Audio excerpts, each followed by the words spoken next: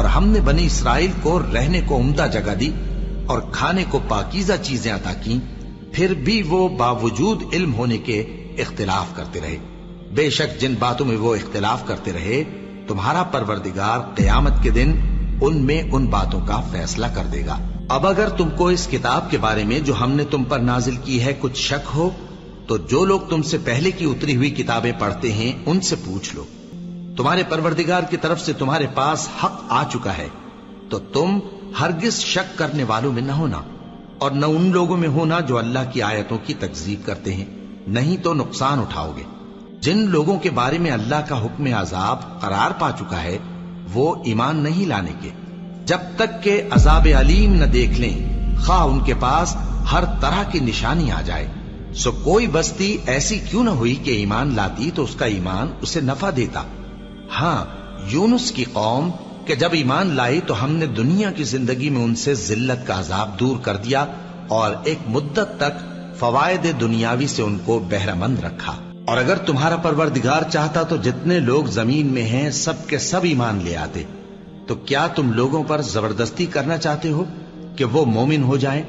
حالانکہ کسی شخص کو قدرت نہیں ہے کہ اللہ کے حکم کے بغیر ایمان لائے، اور جو لوگ بے عقل ہیں ان پر وہ کفر و ذلت کی نجاست ڈالتا ہے۔ ان کفار سے کہو کہ دیکھو تو آسمانوں اور زمین میں کیا کیا کچھ ہے، اور جو لوگ ایمان نہیں رکھتے نشانیاں اور ڈرانے والے ان کے کچھ کام نہیں آتے۔ سو جیسے برے دن ان سے پہلے لوگوں پر گزر چکے ہیں اسی طرح کے دنوں کے یہ منتظر ہیں۔ کہہ دو کہ تم بھی انتظار کرو، میں بھی تمہارے ساتھ انتظار کرتا ہوں۔ پھر ہم اپنے پیغمبروں کو اور مومنوں کو نجات دیتے رہے ہیں، اسی طرح ہمارا ذمہ ہے کہ مسلمانوں کو بھی نجات دیں۔ اے پیغمبر کہہ دو کہ لوگو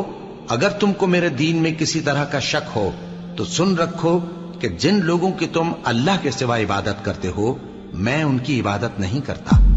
لیکن میں اس اللہ کی عبادت کرتا ہوں جو تمہاری روحیں قبض کر لیتا ہے، اور مجھ کو یہی حکم ہوا ہے کہ ایمان لانے والوں میں ہو جاؤں،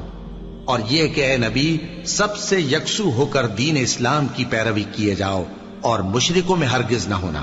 اور اللہ کو چھوڑ کر ایسی چیز کو نہ پکارنا جو نہ تمہارا کچھ بھلا کر سکے اور نہ کچھ بگاڑ سکے۔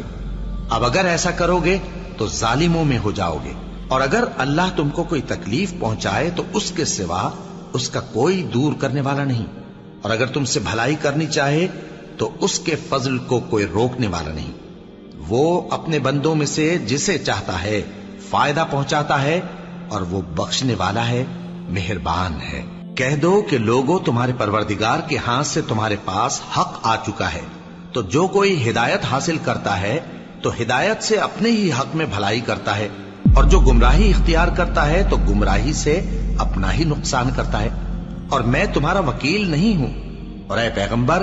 تم کو جو حکم بھیجا جاتا ہے اس کی پیروی کیے جاؤ اور تکلیفوں پر صبر کرو یہاں تک کہ اللہ فیصلہ کر دے، اور وہ سب سے بہتر فیصلہ کرنے والا ہے۔